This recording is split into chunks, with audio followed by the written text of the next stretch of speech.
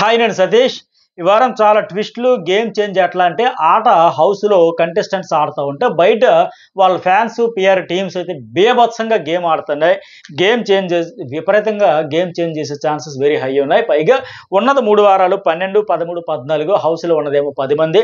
మరి టాప్ 5 కోసం 5గురిని తీసేస్తే వచ్చే 3 వారాల్లో 5గురిని పంపించాలి. అంటే కనీసం 2 డబుల్ ఎలిమినేషన్‌లు ఉండాలి. మరి ఉంటాయా? ఉంటే ఈ వారం కూడా ఉంటే పరిస్థితి ఏంటి అనేది ఎవరు డిసైడ్ చేయబోతున్నారంటే ఖచ్చితంగా గౌతమ్ ఫ్యాన్స్ ఈ వారం ఎలిమినేషన్ ని డిసైడ్ చేయబోతున్నారు అనేది క్లియర్గా అర్థమవుతుంది. అయితే ఈ ఓటింగ్ అనాలిసిస్ చూసే ముందు మీరు లైక్ చేయండి. అట్లాగే జర్నలిస్ట్ సతీష్ లో చాలా లైవ్ అప్డేట్స్, టాస్క్ ఎట్లా నడుస్తుంది ఏంటి అన్ని కూడా వీడియో అప్లోడ్ చేసా.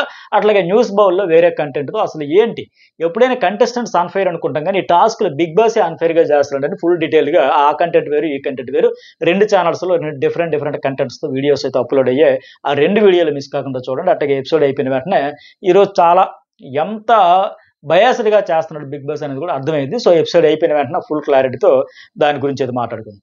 సరే, ఇక ఎలిమినేషన్ అంటారా ఈ వారం ఎట్లా ఉండిందంటే ఇప్పుడు ఏంటి జనరల్గా మనం ఇన్ని రోజులు చూసింది పృథ్వీ, యష్మి ఓటింగ్లో ఉంటే నిఖిల్ ఓటింగ్కి రాకపోతే నామినేషన్ కాకపోతే ఆయన ఓటింగ్ మొత్తం ఆల్మోస్ట్ వాళ్ళిద్దరికీ షేర్ అవుతుండేది.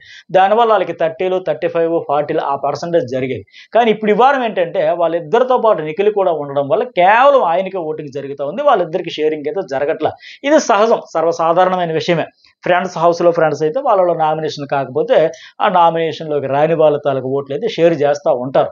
అయితే గౌతమ్ కృష్ణ వారం నామినేషన్లో లేడు, కానీ ఆయనకు 30% ఓటింగ్ పైనే ఉంది. బట్ ఆయన ఓటింగ్ ఎవరికి ప్రస్తుతానికి షేర్ అవ్వట్లేదు. కొద్దిగా నబిల్కి అయితే షేర్ చేస్తున్నారు. అది కూడా ఏంటి యాంటీ ఏమంటారు దాన్ని కే బ్యాచ్, యాంటీ తెలుగు వాళ్ళకి తెలుగు వాళ్ళ లెక్క కాస్త కోస్త షేర్ చేస్తాను. పూర్తి స్థాయిలో షేరింగ్ జరగట్లే. కానీ ట్విస్ట్ ఏంటి ఈ వారం గేమ్ చేంజ్ ఎట్లా చేయబోతున్నారంటే ఎలిమినేషన్ డిసైడ్ చేసేదంతా గౌతమ్ ఫ్యాన్స్ పక్కా క్లియర్, నో డౌట్ అది. ఎందుకంటే ఇప్పుడు ప్రస్తుతానికి ప్యూర్లీ కంప్లీట్గా బాటంలో ఉన్నది యష్మి, పృథ్వీరాజ్. వాళ్ళిద్దరిలో పృథ్వీని అవుట్ చేయాలి అనుకుంటే, పృథ్వీతో గొడవలు అవుతున్నాయి, పృథ్వీతో వైపు సెట్ అవుట్లో పృథ్వీ ఎక్కువ చేస్తున్నాడు అనుకుంటే యష్మిని సేవ్ చేసేస్తారు. యష్మికి ఏమో ఓట్లు విపరీతంగా గుద్దేస్తే యష్మి సేవ్ అయితే పృథ్వీరాజ్ అవుట్ అవుతాడు. అట్లా కాకుండా యష్మినే పంపించేయాలి, యష్మితోనే గొడవలు అవుతున్నాయి, యష్మియే కరెక్ట్గా గేమ్ సరిగా ఆడట్లేదు, నెగిటివ్ వచ్చింది కదా. ఈ గౌతమ్ ఫ్యాన్స్ పృథ్వీని ఉంచాలి, పృథ్వీని సేవ్ చేయాలి, యష్మిని పంపాలంటే పృథ్వీకి అయితే ఓట్లు వేసేస్తారు. ఎట్లా ఉంది ఎందుకంటే వాళ్ళిద్దరి మధ్య కూడా 6-7% ఇట్లా బాటంలో ఉన్నారు కనుక వీళ్ళు డిసైడ్ చేసేది లేదు. కొన్ని ఇద్దరికంటే కాస్త బెటర్గా ప్రేరణ ఉంది అనుకుంటే ఆవిడకి ఉంచుదాం అనుకున్నా చేస్తారు, లేదా ఆవిడే పంపిద్దామని వీళ్ళది ఎక్కువ ఫ్యాన్ బేస్ ఎక్కువ ఉంది కనుక గౌతమ్ది. సరే వీళ్ళ ముగ్గురులో కూడా వాళ్ళిద్దరినే ఉంచుదాం, ఈమెనే పంపించేద్దాం అనుకుంటే వాళ్ళిద్దరికి ఓట్లు వేసేస్తారు. అట్లా ఉంది. ఎందుకంటే ఆమె కూడా పెద్దగా గౌతమ్తో వైబో లేదు, గొడవలు ఉన్నాయి, పైగా బ్యాక్ బెంచింగ్ ఎక్కువైతుంది, ఇట్లా జరుగుతూ ఉంది. సో ప్రస్తుతానికైతే ఎక్కువగా ఓట్లు ఎవరికంటే నిఖిల్కి, నబిల్కి పడతా ఉన్నాయి ఓవరాల్గా చూసుకుంటే. కానీ లాస్ట్ మినిట్లో వీళ్ళ ముగ్గురితో గౌతమ్కి జరిగే ఆ గొడవలు కావచ్చు, ఇష్యూస్ కావచ్చు, ఏదైనా దాన్ని బేస్ చేసుకుని ఎవరితో గొడవలు అయితే వాళ్ళని టార్గెట్ చేస్తే బయట ఫ్యాన్స్, పీఆర్ పేజెస్ ఇవన్నీ కలిపి వాళ్ళు అవుట్ అయితే మిగతా వాళ్ళు ఉంటారు. ఇట్లా ఉండబోతుంది. మొత్తానికి ఆ ఫ్లేవర్ అయితే ఇంకా ప్రస్తుతానికి జస్ట్ లైట్గానే ఉంది. కొన్ని ప్రేరణకు సపోర్ట్ చేసేవాళ్ళే, కానీ ఆమె కూడా ఎక్కువగా ఆయనతో గొడవ పడడం, టాప్ 5లో ఎట్లా పెట్టేశారు, మా అమ్మగారు పెడితేనే నేను షాక్ అయిపోయా, ఇలా బ్యాక్ బిచ్చింగ్ కూడా చేయడంతో ఆవిడ గ్రాఫ్ కూడా తగ్గుతుంది. మెయిన్ మెగా చీఫ్ అయిన తర్వాత ఆవిడ టంగ్ స్లిప్ మామూలుగానే ఉండింది. ఆ మెగా చీఫ్ అయిన తర్వాత కూడా కొద్దిగా ఎక్కువ చేసేయడం వల్ల, ఆ డిక్టేటర్ లాగా ఉండడం వల్ల విసిగి వేసారిపోయారు. హౌస్ మేట్సే కదా ఆడియన్స్ కూడా, హౌస్ మేట్స్ హర్ట్ అయ్యారు, ఆ ఆడియన్స్ కూడా హర్ట్ అయ్యారు. సో ఆవిడ కూడా గ్రాఫ్ చెడగొట్టుకుంది. ఆవిడ స్వయం కృతాపరాధం అని చెప్పాలి. సో మొత్తానికి గౌతమ్ కృష్ణ ఓట్లు ఎవరికి పడితే వాళ్ళు సేవ్, పడిన వాళ్ళు అవుట్ అయిన పరిస్థితి ఉంది. వీకెండ్ కల్లా ఒక క్లారిటీ వస్తుంది. సరే, ఇక మన జర్నలిస్ట్ సర్వీస్లో ఒక నేను ఒపీనియన్ పోల్ పెడితే 45,000 మంది వరకు నేను వీడియో చేసే సమయానికి వేస్తే నిఖిల్ హవా జమ్మున ర్యాకెట్లో దూసుకుపోతా ఉన్నాడు. కేవలం మార్నింగ్ ఇప్పటికి మన ఛానల్లో ఈ 45K ఓట్ల దగ్గర కూడా 3% పెరిగింది ఆయనకి. ఓవరాల్గా చూసుకుంటే 47% ఉంది. అంటే సగానికి పైగా, ఆల్మోస్ట్ సగం వరకు ఆయనకే ఓటింగ్ పడుతుంది. 45,000లో 47% అంటే చూడండి ఏ రేంజ్లో పడుతుంది. ఇంకా పడుతుంది, ఇంకా పెరుగుతుంది కూడా ముందు అర్థమవుతా ఉంది.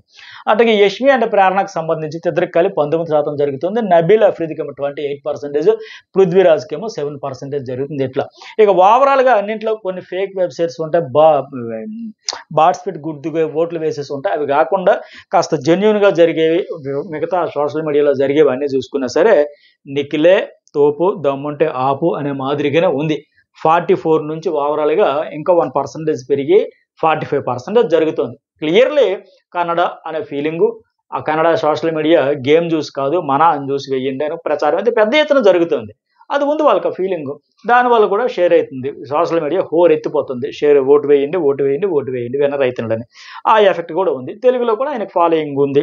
సో, ఇక్కడ కూడా ఏంటంటే ఆట చూసి కాకుండా ముందుగా ఒక ఆర్టిస్ట్‌గా ఆయన నటన చూసి కావచ్చు, సీరియల్‌లో చేశాడు కదా! అక్కడ అభిమానం. ఆ అభిమానం ఎలాగొచ్చిందో అభిమానం. అది కూడా నడుస్తా ఉంది. అట్లాగే నబిల్ 30-29 ఒక శాతం తగ్గింది. ఫస్ట్‌లో ఉండే నబిల్ తాలూకా ఫ్లేవర్ అయితే మిస్ అయ్యింది. అనేక రకాలుగా దెబ్బలు తగిలేసాయి. వైల్డ్ కార్డ్‌లు వచ్చాక భజన ఎక్కువైపోయింది ఇతని చుట్టూ. ఇతను కూడా వాళ్ళు చేసే ఆ మంచి మాటలు, ఆ ముద్దు మాటలు ఇతని పట్ల చాలా లవ్ అండ్ ఎఫెక్షన్ చూపించినట్టుగా నువ్వు తోపు, నువ్వు షేరు అనడంతో అక్కడే ఉండిపోయాడు తప్ప ఆట వదిలేశాడు. మెయిన్ ఏంటంటే కమ్యూనిటీ టాక్స్ కూడా దెబ్బ కొట్టింది. ఆ వైల్డ్ కార్డుల తర్వాత కూడా ఇతను జోలికి పోకుండా, ఇతను నామినేషన్ చేయకుండా ఇట్లా ఉండిపోవడం. అతను కూడా మెయిన్ ఆ బ్రష్ పెయింట్ ఇప్పుడు బాధపడుతున్నాడు. నాకు నామినేషన్ ఎందుకు రావట్లేదే, ఆ బ్రష్‌ల టాస్క్ ఇచ్చాడు, వీళ్ళు తాళాల టాస్క్ ఇస్తే నేను ఎట్లా చేసేదంటే, నువ్వు ఒక స్టాండ్ తీసుకొని, ఒక ఒపీనియన్ ఫార్మ్ చేసుకొని, అది నీ విషయమే కాకుండా మిగతా హౌస్‌లో జరుగుతున్న అనేక రకాల డిస్కషన్‌లు, పంచాయతీలు, ఫేవరెటిజమా, గ్రూపిజమా వీటన్నిటి మీద నువ్వెందుకు ఒపీనియన్ తీసుకోలే, స్టాండ్ తీసుకోలే. నేను ఆ బ్రష్ టాస్క్‌లో కూడా పెయింట్ వేయాలి, పెయింటింగ్ పాడు చేయలేనప్పుడు కూడా అమ్మ నేను ఎందుకు తీయాలి, ఎవరికో వెళ్ళి నేను ఒక బ్రష్ ఎందుకు పూయాలి, వాళ్ళు వచ్చి నన్ను ఎందుకు నామినేట్, ఇలా సేఫ్ గేమ్ ఆడుకుంటూ పోయాడు. షేర్ అంటే అలా సేఫ్ గేమ్ ఆడరు, దూసుకు పోవాలి, వెతకాలి ఎవరు గ్రూప్ గేమ్ ఆడుతున్నారు, ఎవరు ఫౌల్ గేమ్ ఆడుతున్నారు, ఎవరు ఎక్కడ ఫెయిర్ చేస్తున్నారు, ఎవరు అన్ఫెయిర్ చేస్తున్నారు, ఇట్లా ఒక పాయింట్ వెతుక్కుంటూ పోయి ఉంటే బాగుండేది. అది మిస్ అయిపోయింది మెయిన్. అయితే ఈ వారం మళ్ళీ ఫ్యామిలీ వీక్ మెయిన్ 9కా వచ్చిన తర్వాత అతనికి బుర్ర హీట్ ఎక్కిపోయి పిచ్చెక్కిపోతుంది ఒక రకంగా. ఏంటి ఆ అమ్మాయి ఏం చెప్పింది, నేను బ్యాక్ పిచ్చికి నేను నా వెనకబడ్డం ఏంటి, నేను ఆడతాను కదా, మళ్ళీ ట్రై చేస్తున్నాడు. అలా ఎందుకంటే డీల్స్ గతంలో ఆ వారంలో పృథ్వీరాజ్ అతను కలిపి రకరకాల డీల్స్ చేసి అది కూడా బాగా డ్యామేజ్ అయింది. ఇప్పుడు ఏంటంటే పాపం ట్రై చేస్తున్నాడు.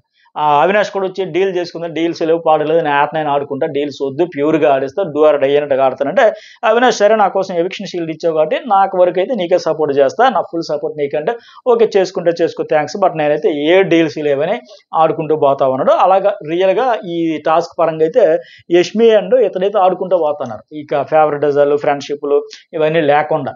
అలాగే అయితే ఇంకోటేంటంటే ఇప్పుడు నిఖిల్ వచ్చాడు, గౌతమ్ వచ్చాడు. సారీ నిఖిల్ అండ్ నబీల్ ఓటింగ్‌లోకి వచ్చారు. ఎటు టాప్ 3 వీళ్ళ ముగ్గురు గౌతమ్ కూడా గనక అతను కూడా ఈ వారం వచ్చేసి ఉంటుంటే బాగుండేది. ఎవరి లెక్క ఎంత అనేది తేలిపోయేది. బట్ వాళ్ళిద్దరు వస్తే ఇతను రావట్లేదు, వీళ్ళిద్దరు వస్తే అతను రావట్లేదు అన్నట్టుగా ఈ కాంబినేషన్ ముగ్గురు వచ్చే వారమైనా సెట్ అయిద్దేమో చూడాలి. ఇక ప్రేరణ ఇంకా చిన్న చిన్న విషయాలు కూడా మైండ్‌కి తీసుకుంటది, మంకుపట్టు పడతది. ఇప్పటికీ ఆవిడ ఇంకా సీతాఫలం కావచ్చు అలాంటి చిన్న చిన్న విషయాలు నాదే రైట్ అన్నట్టు ఉంటుంది. ఆఖరికి అంతమంది ఎలిమినేట్ అయిపోయిన కంటెస్టెంట్స్ వచ్చి కూడా పాయింట్లు చెప్పినా సరే లేదు, వాళ్ళందరూ బయట మాట్లాడుకొని వచ్చి కావాలని నన్నే టార్గెట్ చేశాడు అన్నట్టుగా అమాయకంగా మాట్లాడుతుంది. అంతే తప్ప సరే ఒక విషయంలో రియలైజ్ అయ్యింది. మాట జారుతున్నా ప్రెషర్ వల్ల కావచ్చు, హౌస్‌లో లాక్ అయిపోవడం వల్ల, ఆ ఒత్తిడి వల్ల కావచ్చు. అందులో విషయంలో బాగా రియలైజ్ అయ్యింది. ఇక నేను నోరు జారను, మాట అదుపులో పెట్టుకుంటా, మింగేస్తా. కాకపోతే సీజను ఫీమేల్ విన్నర్ అయిపోవాలి నేనే అని సారీ కూడా చెప్పింది కెమెరాలకు చెప్పి ఆడియన్స్‌కి. కాకపోతే మిగతా విషయాలు కూడా ఫేవరిజం ఇవన్నీ పక్కన పెట్టేసి ఆడుకుంటే బాగుండేది. సో, మొత్తానికి ప్రస్తుతానికి డౌన్ అయితే స్టార్ట్ అయింది. 13-11% వచ్చింది. 2% తగ్గింది. వీకెండ్ వచ్చేసరికి ఇంకా ఆల్మోస్ట్ ఆ పృథ్వీ అండ్ యష్మితో పాటు ఈక్వల్ అయిపోద్ది. No doubt. పృథ్వీకి అయితే 7-1% వరకు 8 వస్తే యష్మి 6-7% ఇట్లా ఉంది. సో, వీళ్ళ ముగ్గురులోనే మెయిన్ యష్మి అండ్ పృథ్వీలోనే ఎలిమినేషన్ అయితే ఉండబోతుంది. మరి మీకేమనిపిస్తుంది మెసేజ్ పెట్టండి. అట్లాగే ఇప్పటికే నేను జర్నలిస్ట్ అతిథిలో ఒక వీడియో, న్యూస్ బోలో ఒకటి డిఫరెంట్ కంటెంట్‌తో 2 వీడియోస్ అప్‌లోడ్ చేశా. ఆ 2 వీడియోస్ కూడా చూడండి, లైక్ చేయండి, కామెంట్ చేయండి. చాలా ఇంట్రెస్ట్‌గా ఉండబోతుంది. మరి మీరు ఎవరు వెళ్ళాలనుకుంటున్నారో కూడా మెసేజ్ పెట్టండి. Thank you.